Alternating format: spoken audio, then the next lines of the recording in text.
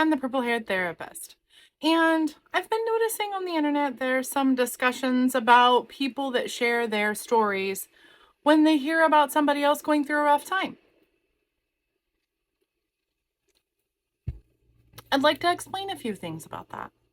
So, for someone who's neurodivergent, we often share stories not because we don't care about yours, but because we're seeking connection.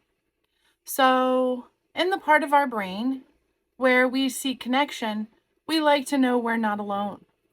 We like to know that we're not the only one who's been through trauma, who's been through a panic attack, who's been through heavy anxiety, suicidal ideation, ruminating thoughts, or just depression. We like to know we're not alone. And not knowing that we're not alone, we share our story as a neurodivergent person to let that person know, hey, you're not alone either.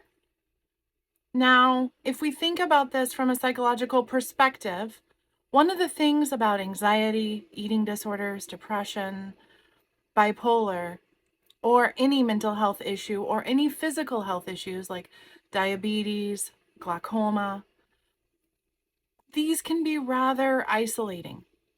You start to feel like you're the only one with depression. You're the only one with an eating disorder. You're the only one with ruminating thoughts or OCD. The list goes on.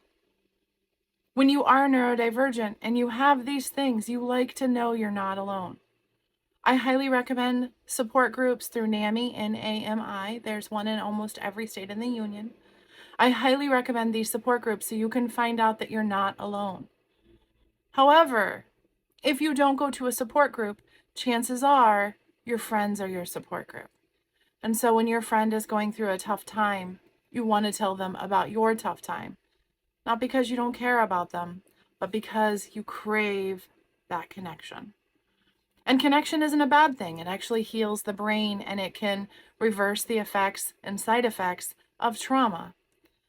Now, there is a grief stage as well when learning that you have depression or anxiety, and it can make you withdraw and be more internalized and not want to hear anybody else's story.